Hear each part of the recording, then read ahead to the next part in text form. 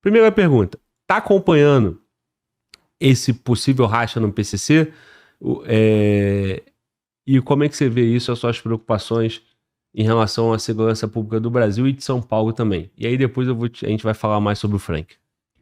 Olha, Glauber, quanto a estar acompanhando, eu acompanho tudo que acontece no Brasil.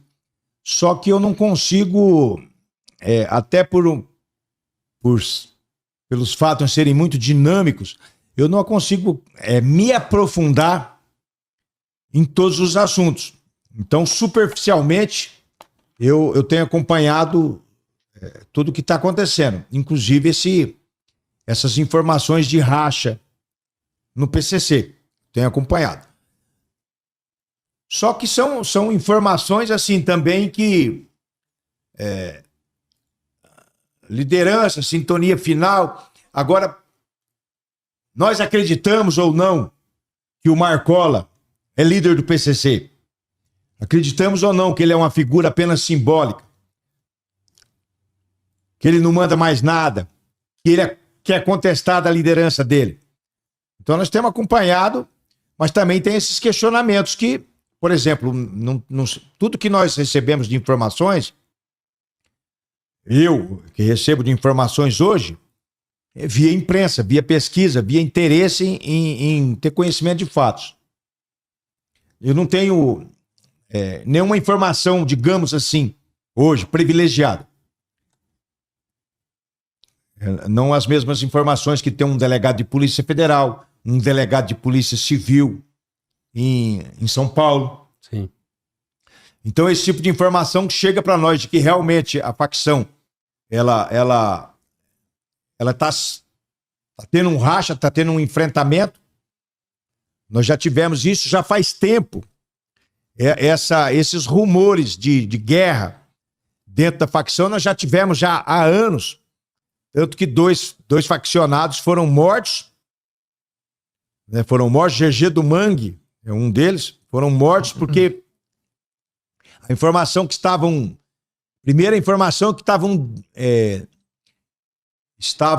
desviando dinheiro da facção e depois outras informações que chegaram de que era uma guerra pelo poder, não apenas desvio de dinheiro. Eu lembro da morte, da execução do GG do Mangue e outro. E o Paca. O Paca. Eu me lembro que o GG do Mangue é um nome que eu marquei bastante, porque poucos dias antes de ser julgado e condenado, ele fugiu. Deixaram ele à vontade, sabendo que ia ter uma condenação pesada, deixaram ele à vontade e 2 dias antes de sair a condenação ele fugiu, sem nenhum tipo de monitoramento, nem a inteligência da polícia agir. Então é um nome que eu lembro que foi batido bastante na imprensa isso daí. Então hoje você vê essa informação de racha dentro do PCC, mas aí você volta a fazer aquela pergunta. Marcola é o chefe do PCC, o líder do PCC? É uma figura simbólica? Se for uma figura simbólica, como é que alguém está se rebelando a ele ou contra alguma ordem dele, se ele não manda em merda nenhuma? Então é uma coisa que precisa ser estudada também, o que é verdade e o que é mito. E se ele não manda em nada, como é que ele decretou os outros caras, né? Porque sim. Ele, em tese, demonstra força quando, ainda no Presídio Federal, ele consegue articular de uma forma, né? Seja com acesso da família, seja com facilitação, que qualquer um queira acreditar, ou advogado. Mas ele tem a notícia que os outros membros, né, que é o Tiriça, o Abel e o Andinho, que também estão no Presídio Federal, distante dele, numa outra ala, ele tem a notícia que esses caras estão querendo decretar o próprio Marcola. Sim. E aí o Marcola, dá uma invertida, em vez de sair decretado pelos caras, ele decreta esses 3, expulsou os 3, teve um salve geral do PCC, expulsando esses 3 caras, seguindo a liderança e o mando do Marcola. O Marcola expulsou 3 sintonias, 3 caras da sintonia final, Então ele não é tão simbólico assim. Então ele manda. Então quem manda no PCC é o Marcola. Porque senão ele não teria força para isso. Sim, não. Se essa informação é verdadeira. Se essa informação for verdadeira, exatamente. É por isso que é o questionamento.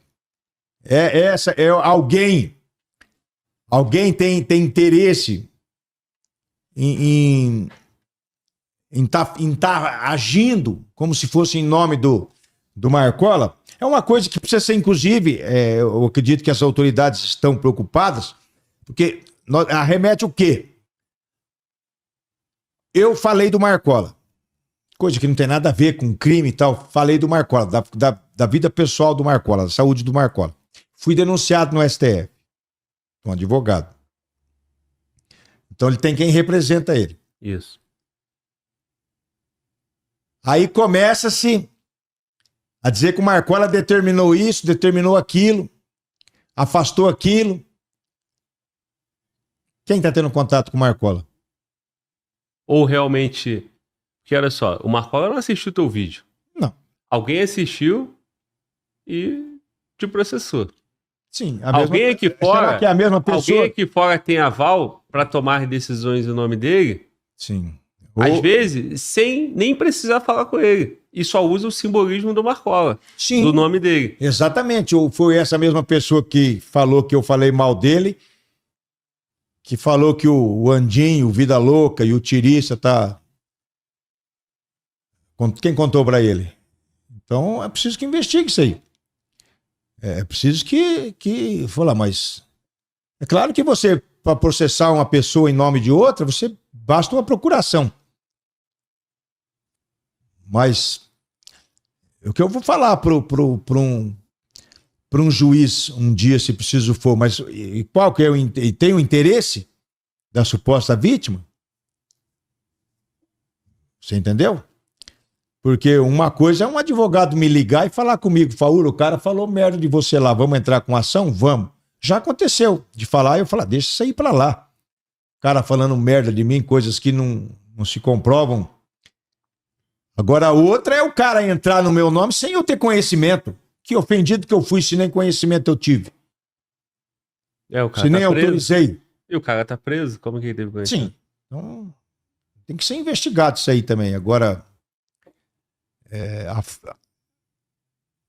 quem que é a ligação dele que tá passando essa informação para ele de que tem esses desafetos dentro do PCC? É preciso, inclusive, cobrar do sistema penitenciário federal esse tipo de acesso. Quem está passando essa informação para ele? De onde está saindo essa informação? Porque eu falei para você que eu tive dentro do presídio federal e tive uma grata surpresa do que eu vi. Entendeu? Inclusive o monitoramento de conversa. Depois é toda trabalhada para ver se não escapou algum código. Então como é que tem escapado essas ordens do Marcola? Quem está trazendo essas ordens aqui para fora? Para confirmar que ele expulsou fulano, expulsou cicrano. Isso cabe uma investigação. Fica aqui um Ministério da Justiça. Cadê? Agora, se tiver um racha desse mesmo aí, padrão Rio de Janeiro, guerra de facção, padrão Bahia, guerra de facção. São Paulo não vive isso porque só tem um comando, né? Sim. Infelizmente, essa é uma realidade, a gente tem que falar isso abertamente. A segurança pública em São Paulo, ela tem uma polícia muito forte, é um estado que está combatendo, tem um derrite lá, junto com o governador, bancando isso aí, mas é um contexto onde tem somente um inimigo, que é o PCC. Então é o estado contra o PCC. Quando você tem 3, 4, 5 facções guerreando entre elas e o estado no meio, torna um estado muito mais sangrento, muito mais inseguro, né? Que é o caso da Bahia. Então o cara do PCC hoje, se ele tá fazendo a atividade criminosa dele de venda de entorpecente, ele tá tranquilo, que ele sabe que ninguém vai ali tomar a boca dele. Já no Rio, não. No Rio é o TCP tentando tomar, é o Comando Vermelho tomando a milícia tomando o Comando Vermelho. Então sim, isso é muito ruim, é o que a gente fala guerra de facção. São Paulo não tem. Mas a partir do momento, se o PCC racha e vira 2 facções, aí começa a ter fogo, né? Outro ponto. Se essa liderança de uma segunda facção resolve afrontar o Estado padrão 2006, aí fica mais violento ainda, porque guerra de facção e eles afrontando o Estado, matando policial, tacando fogo em viatura e tal. Você acredita nesse cenário aí, ou você tá seguro que Derrite lá vai segurar e não vai chegar perto disso? Eu acredito que... Eu acredito muito no trabalho do Derrite e na sustentação que ele tem por parte do governador. E me preocupa um pouco em relação ao Derrite, o que me preocupa um pouco é a mídia. Como que atacando um pouco ele, atrapalhando o trabalho do Derrite. Eu tenho certeza, e isso eu volto a falar, o Salvador Nayib Bukele, 80% de aprovação. Eu tenho certeza que o Derrite ele tem uma aprovação muito grande lá. Hoje, se você for fazer uma enquete, não apenas como governo de São Paulo, mas uma enquete como secretário de Segurança, acho que o Derrite tem uma aprovação muito grande. Então, a minha preocupação é esse enfraquecimento político, que a imprensa comece a bater e Ministério Público e Justiça comece a perturbar.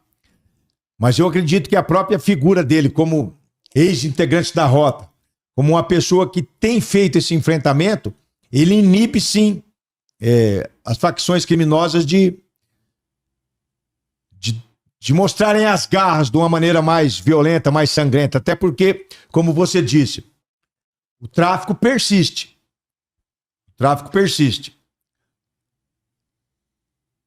Quem financia tudo isso é o viciado. Isso eu sempre falei. Quem financia tudo isso é o viciado. O tráfico ele é fortalecido com o dinheiro do viciado, aonde se compra as armas, corrompe-se autoridades. Então tem essa força. Então esse mecanismo continua trabalhando. Mesmo que sendo combatido mais ferrenhamente agora com Derrite, com Tarcísio, eu sei porque eu vejo o número de operações que são realizadas tanto lá no Guarujá como ali no centro de São Paulo. O Derrite fala estatisticamente quantos traficantes, quantas pessoas foram conduzidas, foram presas, traficando ali na Cracolândia. Então, eu acredito que esse tipo de ação de um secretário de segurança respaldado por um governador e também pela sua população é o que vai mudar o Brasil.